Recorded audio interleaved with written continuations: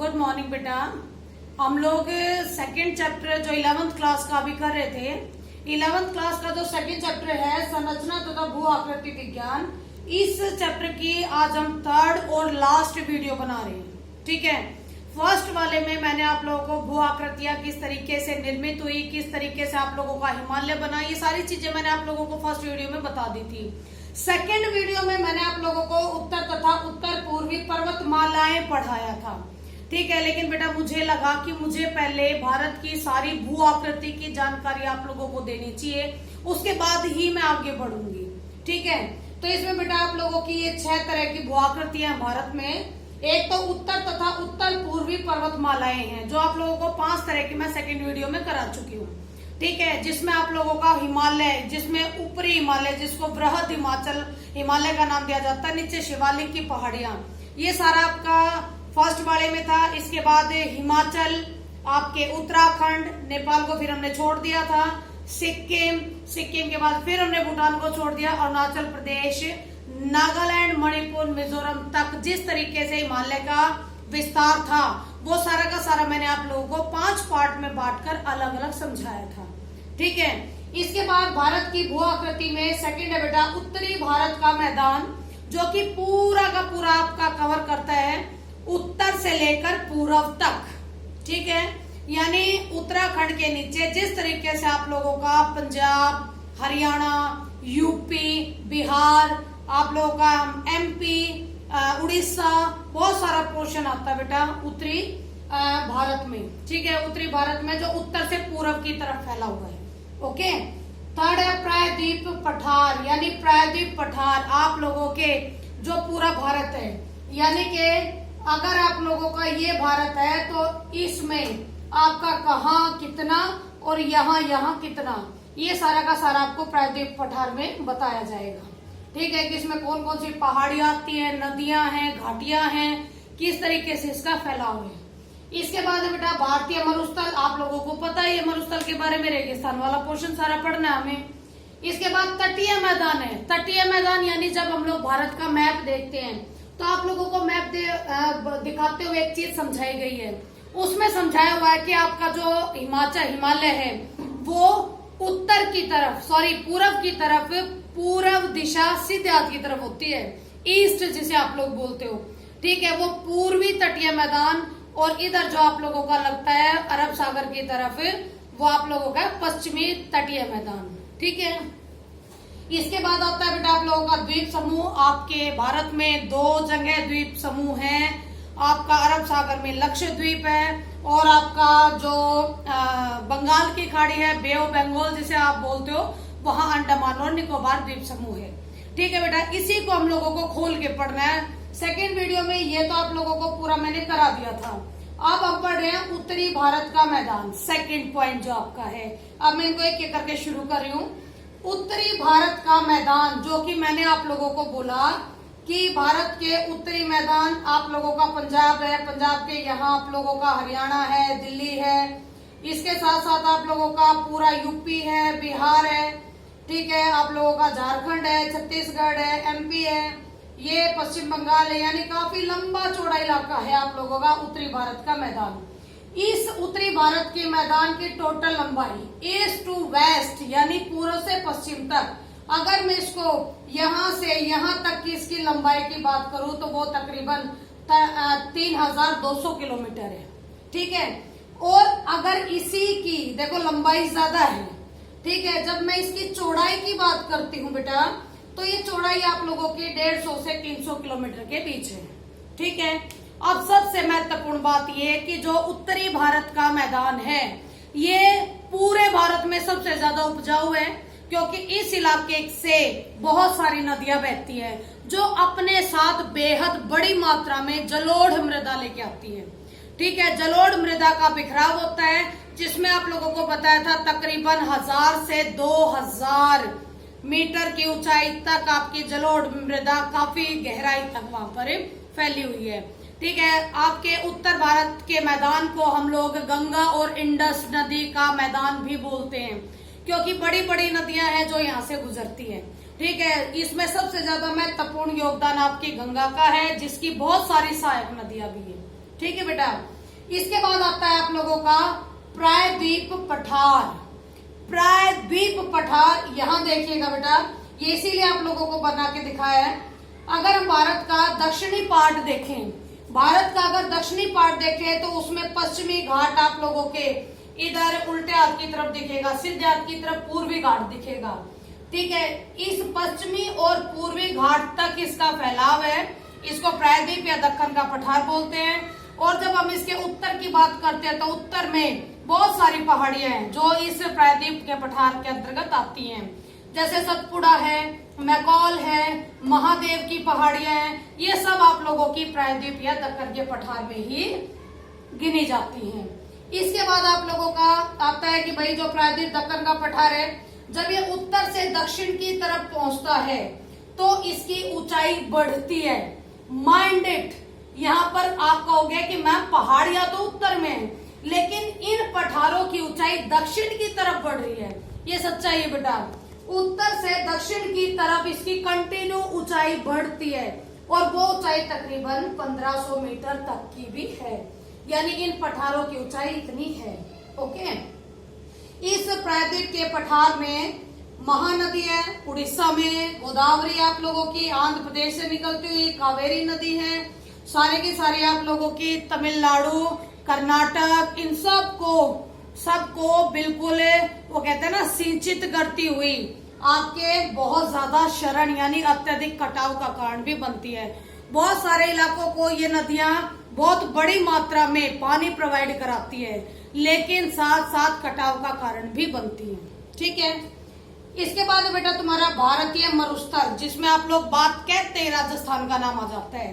ठीक है, जो भारतीय मरुस्थल है वो भारत के उत्तर पश्चिम में है। मैंने हमेशा सिखाया कि जब आप मैप की तरफ देखते हो तो सीधे हाथ की तरफ हमेशा पूर्वी दिशा होती है, ईस्ट साइड होती है, और उल्टे हाथ की तरफ हमेशा पश्चिम दिशा होती है। तो पश्चिम दिशा में ही, उत्तर पश्चिमी हिस्से में ही राजस्थान है। ठीक है, और हमारा मरुस्थलीय इलाका तकरीबन वहीं पर है। ओके, तो ये उत्तर पश्चिमी हिस्से का, उत्तर पश्चिमी भारत का हिस्सा है। इसकी स्थलाकृति देशांतरीय है।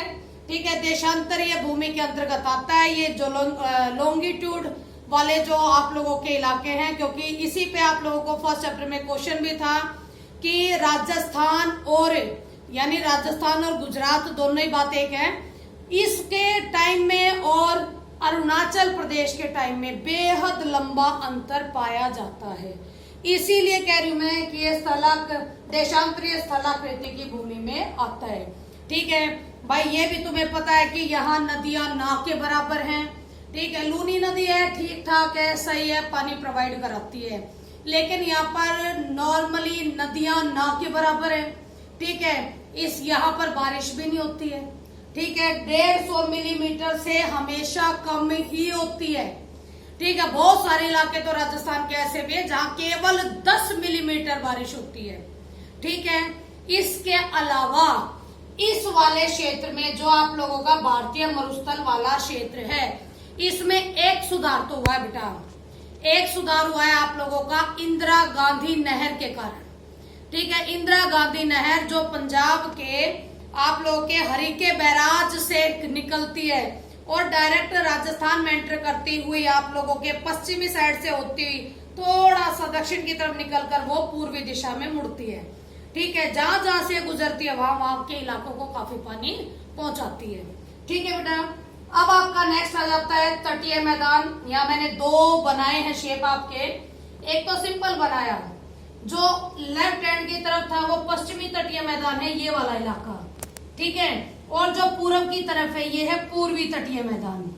ठीक है, इसी को थोड़ा खोल के यहाँ लिखा है कि उल्टे हाथ की तरफ सारा पश्चिमी तटीय मैदान है, यहाँ तुम्हारा अरब सागर है, ये पूर्वी तटीय है, यहाँ पर लक्षद्वीप है। ठीक है, ये सारा का सारा आप लोगों का महासागरीय हिस्सा है, ये भी महासागरीय हिस्सा है, ये आप लोगों का बे ऑफ बंगाल है, ये अरब सागर है। यानी इनके साथ साथ जो तटीय इलाके हैं उनकी बात कर रहे हैं हम लोग। ठीक है, जो यहाँ के तटीय इलाके हैं ये उपजाऊ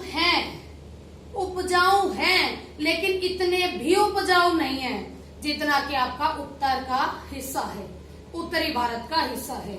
इसमें बेहद सारी नदियां बहती है बेटा आपकी। जो कुछ एक नदियां जो आप लोगों के पश्चिम से गिरती हैं, आप लोगों के यहाँ अरब सागर में, ठीक है। कुछ आप लोगों की पूर्वी दिशा में जाती है, यहाँ गिरती हैं। और सबसे बड़ी बात, जो पूर्वी दिशा में पूर्वी तटीय मैदानों से निकलती हुई बे ऑफ बंगाल में गिरती हैं, वो हमेशा काफी बड़ा डेल्टा निर्मित करती है, ठीक है। क्यों? क्योंकि जो पश्चिमी तटीय मैदान है, ये जो पश्चिमी तटीय मैदान का सबसे बढ़िया बात है कि ये प्राकृतिक रूप से, और ये समुद्र में कुछ हिस्सा इसका डूबा भी हुआ है, जिसकी वजह से पत्तन, जिसे आप लोग सी पोर्ट बोलते हो, ठीक है, पत्तन कहो, बंदरगाह कहो या पोतास्ट्रक हो, ये सब आप लोगों के सी पोर्ट और उनसे रिलेटेड स्थान है। ये जितने बड़ी आपके पश्चिमी तट पर हैं, इतने बढ़िया किसी इलाके में नहीं है। और यही कारण है कि पश्चिमी तटीय मैदानी इलाकों में या पश्चिमी तट के साथ साथ आपके ज्यादा पत्तन या सी पोर्ट्स पाए जाते हैं, ठीक है। ये यहाँ से आप लोगों के कांडला से शुरू हो जाते हैं और नीचे केरल तक इसका फैलाव है, ठीक है। इसके अपोजिट जब आप लोगों के तटीय मैदान पूर्वी तरफ के आते हैं, यहाँ पर ये कटा फटा है, बहुत बढ़िया नहीं है, ठीक है। यहाँ पर प्राकृतिक पत्तन ना के बराबर है, यहाँ प्राकृतिक पत्तन ना के बराबर है, जबकि पश्चिमी तटीय मैदानों में आपके पत्तन प्राकृतिक भी पाए जाते हैं, ठीक है। और वही बात है बेटा, पूर्वी तटीय मैदान उतने सेफ नहीं है जितने कि पश्चिमी तटीय मैदान है, ठीक है। इसके बाद आपका लास्ट आता है द्वीप समूह।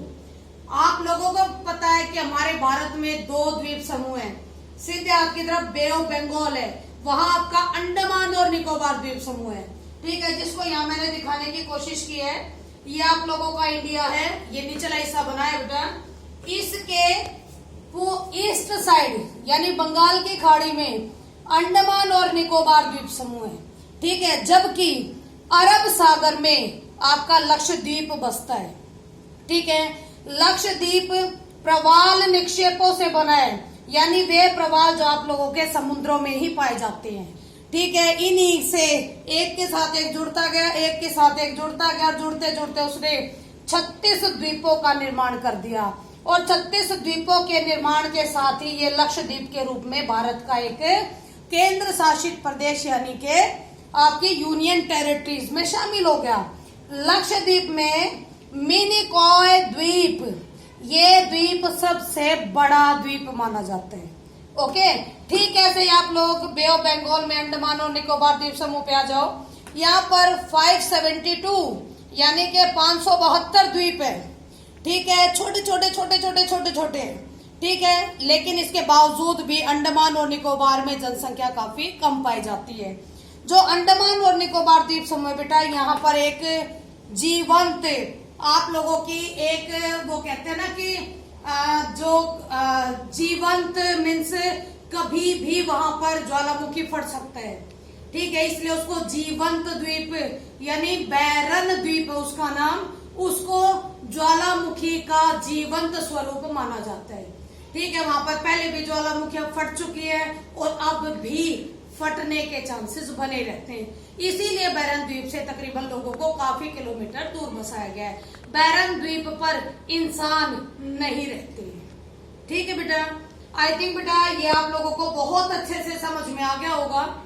और बाय चांस आपको किसी भी चीज में थोड़ी सी भी लगे कि मुझे नहीं आया, मुझे मैम से दोबारा फिर समझना है, तो बेटा आप लोग पर्सनली भी कॉल कर सकते हो, कमेंट भी कर सकते हो और मेरी गलतियां भी बता सकते हो, ठीक है।